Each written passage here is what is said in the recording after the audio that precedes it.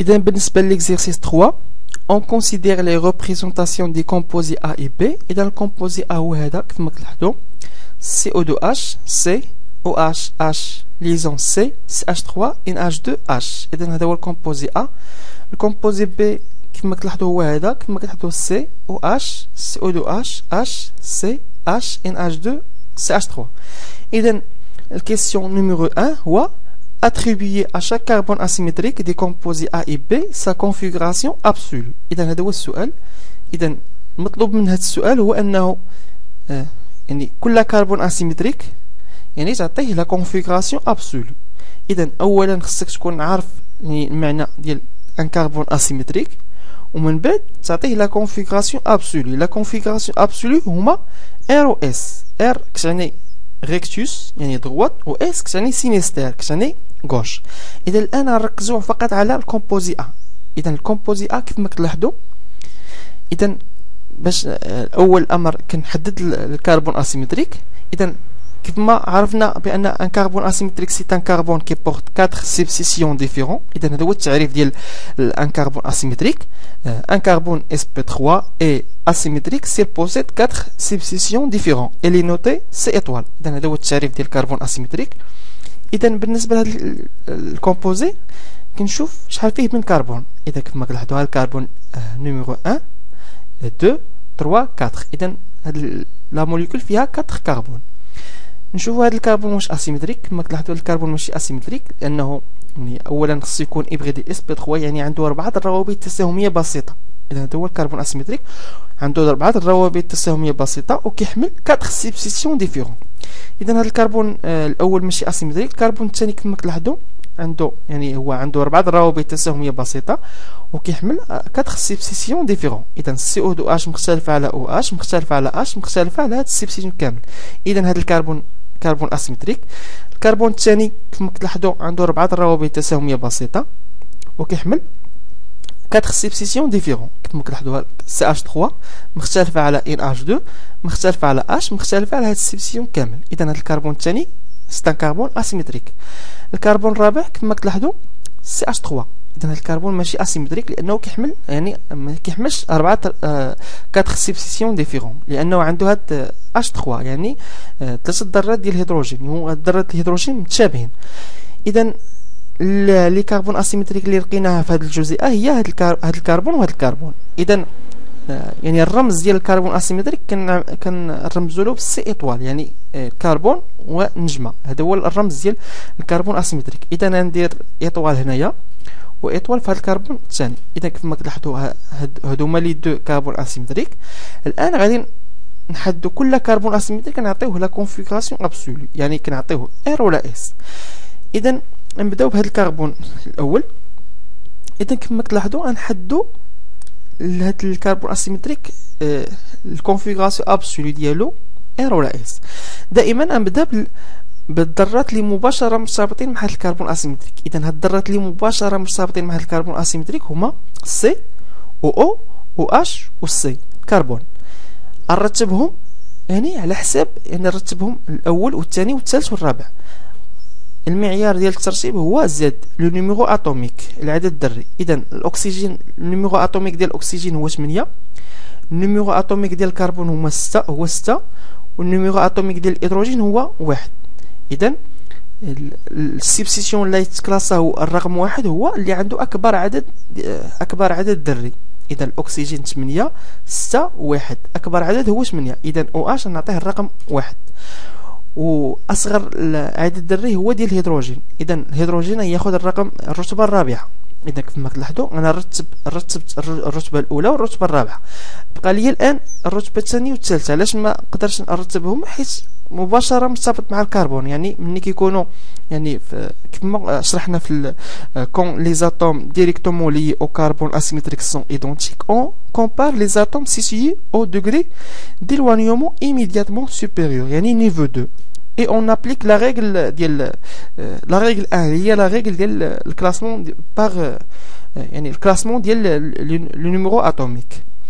اذا هنايا غادي مني لقيت هاد زوج ديال الذرات متشابهين غندوز دابا نيفو 2. نيفو 2 هو المستوى الثاني، يعني غنقارن الذرات اللي مباشره مرتبطين مع هذا الكربون والذرات اللي مباشره مرتبطين مع هذا الكربون الثاني، وعلى اثر هذه المقارنه هذا نحدد شكون اللي ياخذ الكربون اللي ياخذ الرتبه الثانيه والكربون اللي ياخذ الرتبه الثالثه. اذا هذا الكربون الاول مرتبط مع اكسجين مع اكسجين مع اكسجين، ثلاثه الاكسجينات، وهذا الكربون مرتبط مع كربون ازوت هيدروجين. اذا مباشره هذا الكربون هو اللي ياخذ الرقم 2 وهذا الكربون ياخذ الرقم 3 الرتبه 3. اذا هذا الكربون عنده ليزون دوبل مع او ليزون او اش. هذيك ليزون دوبل كتحسب ليزون سامبل. اذا في هذه القواعد ديال الكونفيغوراسيون ابسولو ار او اس دائما ليزون مولتيبل كتعتبر ليزون سامبل، يعني هذا الكربون مني عنده سي دوبل ليزون او ليزون او اش تعتبر بحال سي ليزون او ليزون او ليزون او وهاد اش.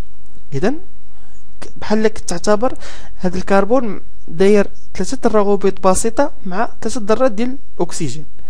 اذا الان رتبت هاد لي 4 سيبسيسيون 1 2 3 4.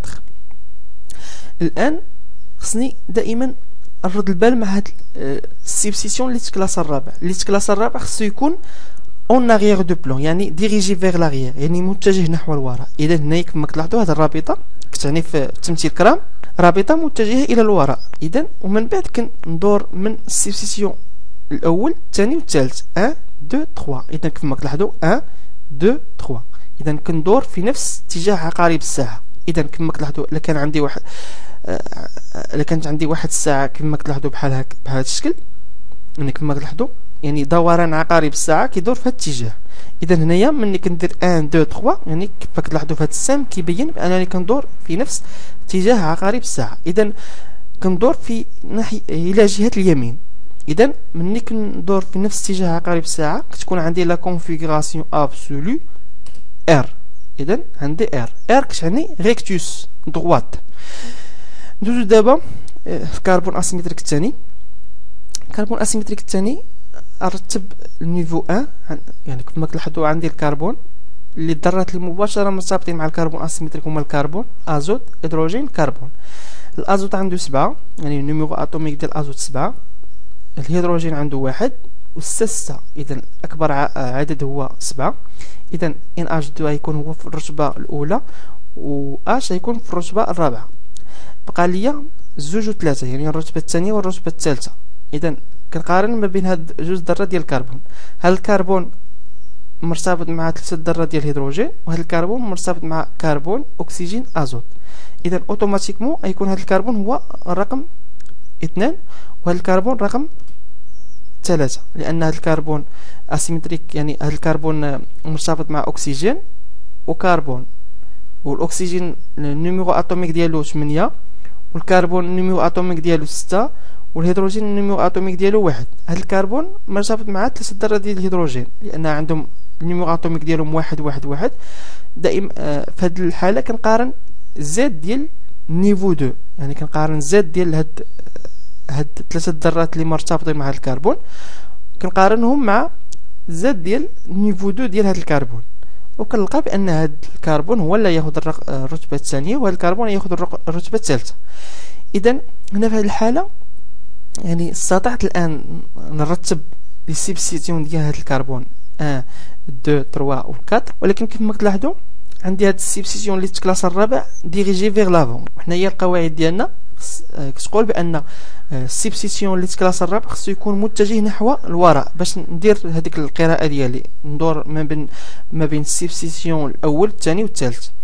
اذا هنايا باش غادي نتجاوز هذا العائق هو انني غادي نقرا بطريقه عاديه 1 2 3. كما كتلاحظوا السهم كندور في نفس اتجاه عقارب الساعه، ولكن هنايا نورمالمون خصها تكون عندي ار، ولكن مادام ان السيبسيسيون اللي تكلاس الرابع يعني ماشي اون اريير كندير القراءه ديالي عاديه، وهذيك النتيجه اللي حصلت عليها كنقلبها. مثلا هنايا لقيت ار 1 2 3 ار، ولكن اللي تكلاس الرابع فيغ لافون النتيجه الصحيحه غادي تكون نفس تكون عكس النتيجه اللي حصلت عليها. لقيت ار غندير اس. اذا الكربون اسيمتريك ديال في هذه الحاله الكونفيغوراسيون ابسولو ديالو هو اس. اذا هنايا باش ما تدوخوش، هنايا القواعد ديال اللي خصها كتقول بان ليت كلاس الرابع مني كيكون ديريجي فيغ لاغيير كنقرا بطريقه عاديه 1 2 3 لقيت ار كندير ار. هنا الا كان ليت كلاس الرابع يعني متجه نحو الامام عنده هاد الرابطه بهذا الشكل، كندير القراءه ديالي عاديه 1 2 3 لقيت ار كندير اس، لقيت اس كندير ار الى اخره. اذا نعطيو الجواب يعني بطريقه مرتبه. الكومبوزي ا عنده 2 0 3 زيس، اذا عنده ار و اس. هاد 2 و 3 ماشي هاد 2 و 3، هاد 2 و 3 ديال نيميروطاسيون ديال لاشين برينسيبال. اذا كما كنحدو هذه هي لاشين برينسيبال، نيميروطاسيون كنبدا لا فونكسيون برينسيبال 1 2 3 4. اذا هاد الكربون اسيمتريك ياخذ 2 وهاد الكربون اسيمتريك ياخذ 3. اذا هاد 2 و 3 ماشي ديال هاد ديال النيميروطاسيون، ماشي ديال هاد الترتيب هذا. ندوزو دابا الكومبوزي بي. كما كتلاحظوا الكومبوزي بي كنشوفوا شحال الذره ديال الكربون اللي متواجدين في هذا الكومبوزي. عندي هذا الكربون، هذا الكربون، هذا الكربون، هذا الكربون، 4 ذرات ديال الكربون. فين هما الكربون اسيمتريك؟ هما هاد لي دو كربون، لان هذا ماشي كربون اسيمتريك وهذا ماشي كربون اسيمتريك. اذا باش نميزهم كندير لهم ايطوال. كنشوف هذا الكربون الاول كنشوف الذرات اللي مباشره مرتبطين معاه، يعني نيفو 1 عندي اكسجين كربون هيدروجين كربون. اذا اكسجين 8 6 6 6 1. اذا السبستيسيون لايت كلاس الاول هو او اش، والسبستيسيون لايت كلاس الرابع هو اش. بقى لي الرتبه الثانيه والثالثه كنقارن نيفو 2. اذا هذا الكربون اكسجين اكسجين اكسجين، هذا الكربون هيدروجين ازوت كربون. اذا اوتوماتيكمون هذا السي او 2 اش هو الرقم 2، وهذا السبستيسيون هو الرقم 3. اذا السيسيون اللي تكلاس الرابع ديريجي فيغ لاغيير. اذا ندير القراءه ديالي عاديه 1 2 3. اذا كما كتلاحظوا كندور في عكس اتجاه عقارب الساعه. اذا عندي لا كونفيغوراسيون ابسولو اس. دوزو الكربون الثاني كنقارن نيفو 1. اذا كما كتلاحظوا مرتبط ازوت كربون هيدروجين كربون، ازوت هيدروجين كربون كربون. عندي 7 1 6. اذا هاد ان اش 2 الرتبه الاولى، اش الرتبه الرابعه، كنقارن ما بين هاد الزوج كندوز نيفو 2. هادو مرتبطين مع 3 ذرات ديال الهيدروجين، وهادو مرتبطين مع او اش سي اش. اذا اوتوماتيكمون غياخد هذا هو الرتبه الثانيه وهذا الرتبه الثالثه. اذا الكاتريام ديريجي فيغ لاغيير ونقرا بطريقه عاديه 1 2 3. اذا كما كتلاحظوا كندور في عكس اتجاه عقارب الساعه.